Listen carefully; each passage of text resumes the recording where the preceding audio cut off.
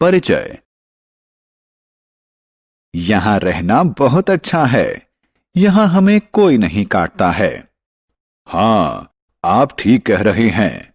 यहां तक कि हम कहीं भी आ जा सकते हैं और कुछ भी कर सकते हैं। यहां हमारी खाल व बालों के लिए कोई भी हमारा शिकार करने नहीं आता है। यह कैसे संभव होता है? हम एक अभयारण्य में रहते हैं। इसके बारे में और जानना चाहते हैं तो आइए इस पाठ को देखें। उद्देश्य। इस पाठ के अंत में आप निम्न करने में सक्षम हो जाएंगे। पेड़ पौधों और जंतुओं के संरक्षण हेतु विभिन्न संरक्षित क्षेत्रों को सूचीबद्ध करना। वन्य जीव अभयारण्य, राष्ट्रीय उद्यान एवं जैव मंडल संरक्षित क्षेत्र का वर्णन करना। निर्वनीकरण। मित्रों, पृथ्वी पर अनेक प्रकार के पेड़ पौधे व जीव जंतु पाए जाते हैं। वे मानव जीवन के लिए बहुत उपयोगी हैं, लेकिन इन जीवों की उत्तरजीविता के लिए सबसे बड़ी त्रासदी निर्वनीकरण है। निर्वनीकरण का अर्थ है वनों यानी जंगलों की सफाई करके उस भूमि का अन्य उद्देश्यों के लिए उपयोग करना। निर्वनीकरण के कुछ प्राकृतिक कारण भी हैं, जैसे जंगलों में लगी आग और गंभीर सूखा इत्यादि। निर्वनीकरण के मानव निर्मित कारणों में वृक्षों का कटान शामिल है। यह कटान फर्नीचर बनाने या लकड़ी को ईंधन के रूप में इस्तेमाल के लिए किया जाता है तथा साथ ही साथ उस भूमि का कृषि कार्यों, भवन निर्माण, कारखाने आदि स्थापित करने के लिए भी किया जाता है।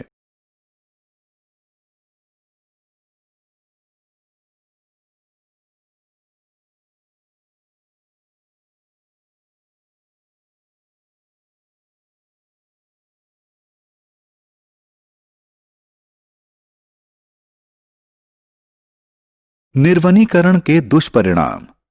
आपने निर्वनीकरण और इसके विभिन्न कारणों के बारे में पहले ही पढ़ा है। आइए अब हम इसके कुछ दुष्परिणामों के बारे में जानें। सूखा। पेड़ पौधों को प्रकाश संश्लेषण हेतु कार्बन डाइऑक्साइड की आवश्यकता होती है। वृक्षों की संख्या कम होने का अर्थ है कार्बन डाइऑक्साइड का कम इस्तेमाल के कारण इसकी वायुमंडल में अधिकता। इसके कारण ग्लोबल वार्मिंग होती है, क्योंकि कार्बन डाइऑक्साइड पृथ्वी द्वारा परिवर्तित धूप की ऊष्मीय किरणों को अवशोषित कर लेती है। बढ़े हुए तापमान के कारण जल चक्र असंतुलित होता है, जिससे वर्षा में कमी आ सकती है। यह सूखे का कारण हो सकता है। मृदा अपरदन। कम वृक्ष अर्थात अधिक मृदा अपरदन। मिट्टी की ऊपरी परत के हट जाने से उसके नीचे की कठोर व चट्टानी परतें दिखने लगती हैं। मिट्टी की इस परत में ह्यूमस होता है और यह कम उपजाऊ होती है। धीरे धीरे उपजाऊ भूमि मरुस्थल में बदल जाती है। इसे मरुस्थलीकरण कहा जाता है। निर्वनीकरण के दुष्परिणाम। निर्वनीकरण के कारण मृदा की जल धारण क्षमता में कमी आ जाती है, जो बाढ़ का कारण बनता है। मृदा की सतह से भूमि के भीतर जल के रिसाव में कमी आती है। परिणाम स्वरूप बाढ़ की स्थिति उत्पन्न होती है। वन्य जीव जंतुओं पर प्रभाव। वन अधिकांश वन्य जीव जंतुओं का वास स्थल है, इसलिए निर्वनीकरण के कारण उनका जीवन भी प्रभावित होता है। जैव विविधता का ह्रास। वनों के कटान के कारण जीव जंतुओं व वनस्पतियों की हजारों प्रजातियां विलुप्त होती हैं, जिनमें से अधिकांश को कभी भी वैज्ञानिक रूप से सूचीबद्ध नहीं किया गया। वनों एवं वन्य जीवों का संरक्षण। बच्चों, आप निर्वनीकरण के प्रभावों के बारे में जान चुके हैं, इसलिए अब आप समझ सकते हैं कि वनों एवं वन्य जीवों को संरक्षित करने की जरूरत है। इसके अतिरिक्त पृथ्वी के स्थायी विकास हेतु वनस्पतियां और जीव जंतु आवश्यक हैं। जैव विविधता बनाए रखने के लिए वनस्पतियों एवं जीव जंतुओं का संरक्षण जरूरी है और मनुष्य की उत्तरजीविता के लिए जैव विविधता जरूरी है। आप यह जानने के लिए उत्सुक होंगे कि ये क्षेत्र इतना क्यों महत्वपूर्ण है।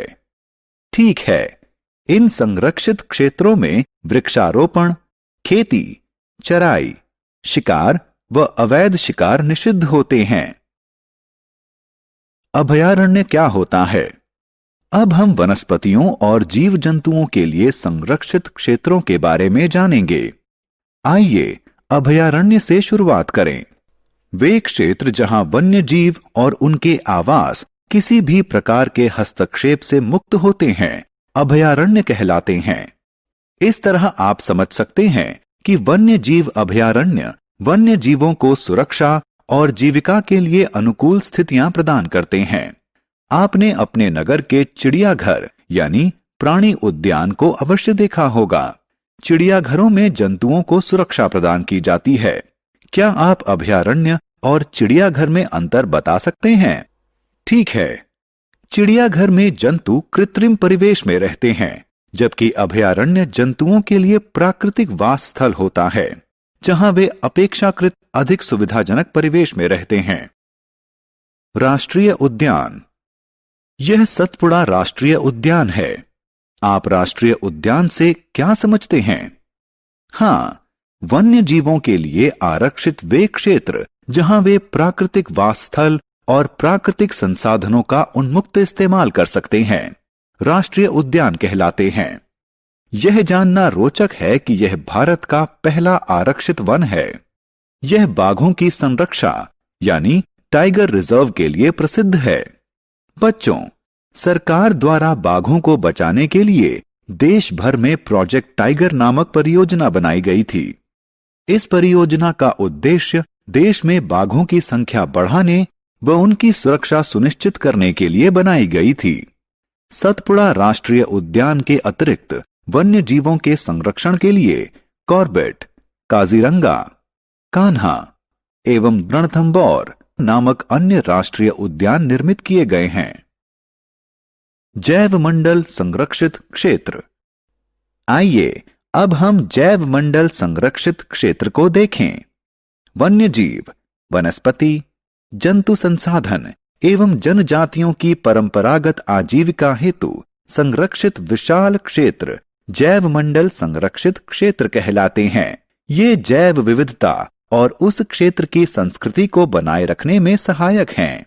क्या आप जानते हैं, जैव मंडल संरक्षित क्षेत्र में अन्य संरक्षित क्षेत्र भी हो सकते हैं? हाँ, मैं आपको एक उदाहरण देता हूं। पचमढ़ी जैव मंडल संरक्षित क्षेत्र में सतपुड़ा राष्ट्रीय उद्यान स्थित है और बोरी व पचमढ़ी नामक 2 वन्य जीव अभयारण्य स्थित हैं।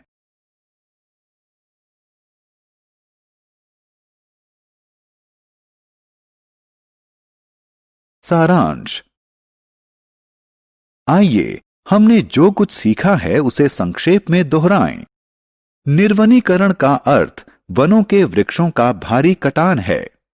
निर्वनीकरण मृदा अपरदन, बाढ़, सूखा और असंतुलित जैव विविधता का कारण बन सकता है। वन्य जीव अभयारण्य, राष्ट्रीय उद्यान और जैव मंडल संरक्षित क्षेत्र वनों और वन्य जीवों के संरक्षण हेतु बनाए गए हैं।